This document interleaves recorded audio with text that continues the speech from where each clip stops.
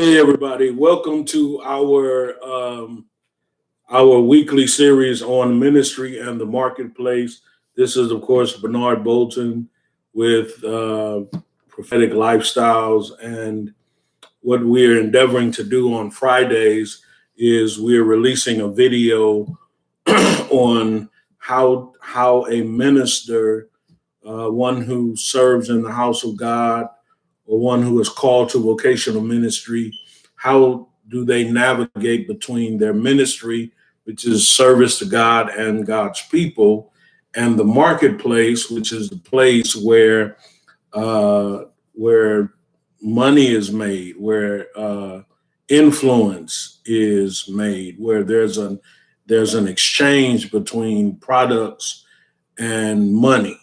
Okay, and so we want to be very transparent about about ministers being able to not only serve God and His people, but how are they able to make a living and accrue wealth and come to a place of influence in the marketplace. Okay, um, one of the things we're trying to correct is the teaching that if you are a minister, you have to do ministry in the marketplace. I don't believe that that's biblical.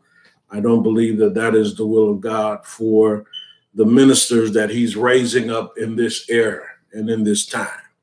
Um, because you are a minister because you have spiritual gifts, or because you are valuable to the house of God. You minister to God's people, you minister to God. But then what happens when you also have a product, or you have an ability, such as being a coach or being a consultant, or being a speaker or a writer, or an author, then you belong in the marketplace. And it's not ministry in the marketplace. You are in the ministry not to win people, to invite people to church and try to get people saved. You're in the marketplace in order to exchange what you have so that you can receive. Okay, and so that's where I believe the Lord is calling us and taking us, and I look forward to Fridays where I can share a bit of my wisdom, because I navigate between both. In ministry, I am an apostle, I'm a mentor, I'm a father, a spiritual father. But in the marketplace, I am a writer, an author, a prophetic writer. I'm a publisher. I'm a coach, and so that's what I do in the marketplace. And what I do in ministry is I worship God, and I build the people of God with the gifts and callings that's on my life. Okay, so today our focus is on the marketplace. What happens? And today we want to talk about issues. How do you deal with issues in the marketplace? And this is very personal to me, because I've been having some issues, and unfortunately, the way the company resolved it really injured me. Okay, so so my marketplace is primarily I'm in the marketplace through my website. And on my website, I have pages on there to sell products. I have writings, articles, blogs that I've written in order to inform people. But my website is really my marketplace. It's the place for business. As a matter of fact, we just started a campaign today where we are pre-selling orders of our book, our newest book, the prophetic. The Wow, that's embarrassing. I forgot the name of it, but Prophetic Dreams and Visions Handbook.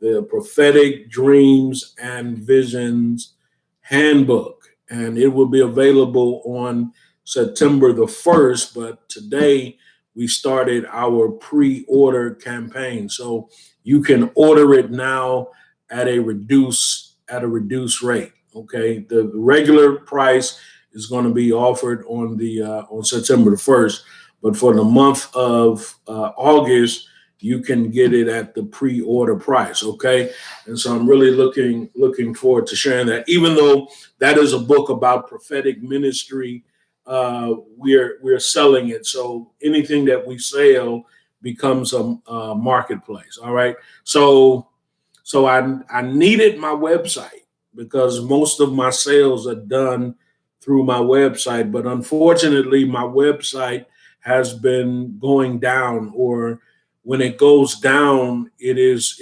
inaccessible. No, it can't be found.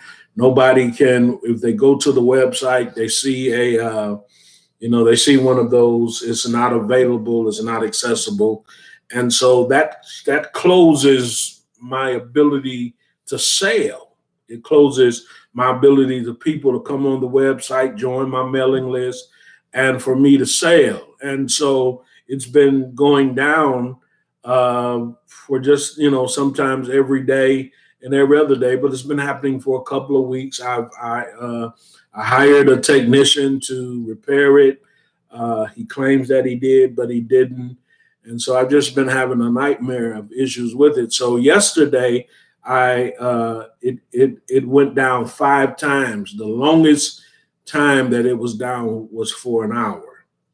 And so I contacted my hosting company. The hosting company is the company that powers the website. It's what makes the website live. So I called the hosting company, HostGator. I've been with HostGator since 2013, and I called them, and they attempted to say that they found the problem and they was able to fix it, but it went down about an hour after being on HostGator. Well, I took a look at my invoices yesterday, which I hadn't done in maybe a year. Okay, so let me say that the issue that I'm having, see, when you're having issues in the marketplace, you have to look at it from both sides.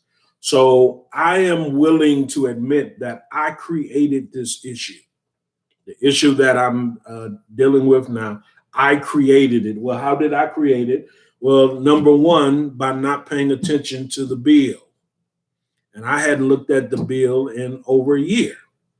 And so what happened is September of 2020, someone upgraded my plan with HostGator.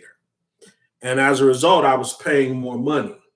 So from September of 2020 until July, which is the last bill, the last bill I received, I've been overpaid. I've been overcharged. Didn't pay attention. And and I'm kind of, I'm disappointed in myself because I'm a watchman, which means I watch over my accounts and I watch over my business. But in this instance, I just wasn't paying attention. I was not paying attention to the monthly bill, to the invoice. And so they've been taking money out of my account, out of my business account every month at this increased rate. And I didn't catch it until yesterday. And I was astonished when I saw what they was charging me and for how long it had been going on. But that was my first mistake. Okay. My second mistake in creating this issue is because I did not pay attention to the bill, I let a temporary problem become a long-term problem. That's another mistake we make in the marketplace.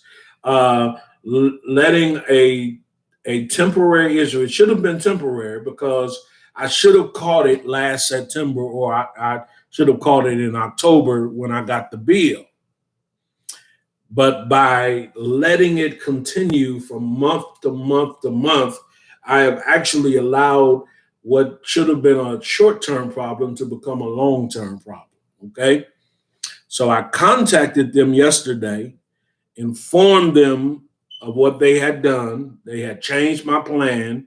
They had upgraded my plan, and they were charging me more money as a result. Okay. Now, here is HostGator's issue. the young man that I was speaking with on yesterday. First of all, he tried to blame me for the problem. And he suggested that someone, if it wasn't me that upgraded the plan, that someone who had access to my website upgraded the plan. Well, no one has access to my website. I'm the only one who can get in on the back end. And I know that I didn't upgrade it. So the first thing this young man did is he tried to blame. Never blame anyone. When you're in the marketplace and you're in business, never blame the customer. Don't assign blame because what you're doing in blame is you're really refusing a room. You're refusing a place to work this out. Blame is a form of judgment. So basically, by blaming, you're trying to say, "Hey, I just want this over. I blame you. It's your fault, and we take no responsibilities for it." Okay, which is the second the second issue that HostGator is exemplifying. They refuse to take responsibility because when you blame the customer for the problem that you created and you caused, you are refusing to take responsibility for your actions.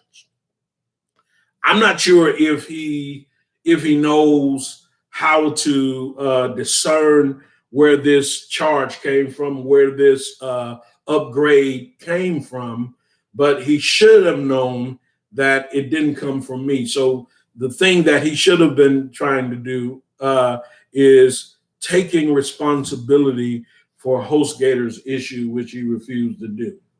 All right.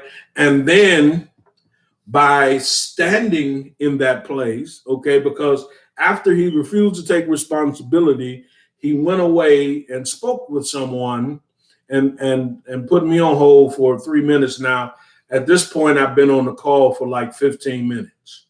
And they've been investigating, looking at the bills and trying to see what happened with the bills and you know who upgraded it or who was the one that called it in.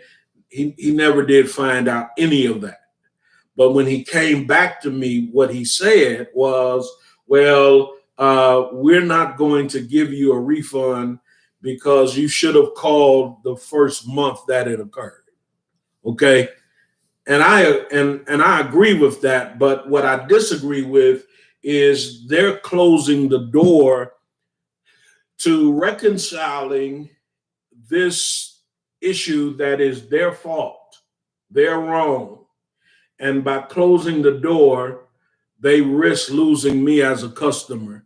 And so by risking losing me as a customer, they're basically saying that my business is of no value to them. See, when you close the door in a business issue and you're basically saying there's no way we can reconcile, there's no compromise here, there's no agreement here. Not only are you refusing to deal with your wrong, but you're potentially about to lose a customer. And if you don't care, then that means that you don't value that customer's business.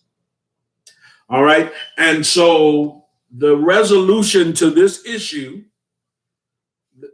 that I created and HostGator refused to recompense, or they refused to reconcile. Okay. The situation can't be repaired. And so the only thing I can do is to leave the company. And so I found a new hosting company, attached my website to that, and hopefully by tomorrow my website will be back up with a new company. I hate to leave HostGator. I've been with them 8 years. I mean, they were an incredible company. You know, my second website, when I created my second website on WordPress, I went to HostGator, and I've been with them all these years. And so it's unfortunate that our relationship has to end like this. But this is what the marketplace looked like. This is a marketplace issue, and I'm not giving up trying to get my money back. I'm going to keep on contacting them, reaching out. I may never get the money back that I spent, but I'm not going to just lay down and let them get away with this. And so part of my putting them on blast is me talking about them in this video. So if you are a HostGator, if you are with HostGator, that's your hosting company, then you should be very careful about how they dealt with me. They can deal with you the same way. Okay, so listen, ministry and the marketplace. We are raising up ministers who operate in ministry and in the marketplace, bringing the kingdom of God into ministry and the marketplace, creating wealth in the marketplace, creating a place for people to experience God in ministry. All right. And so this is an incredible time to be alive. And I'm hoping that these Friday videos on ministry in the marketplace is going to help you to engage and navigate between both. All right. So God bless you. We'll see you on next Friday. Shalom.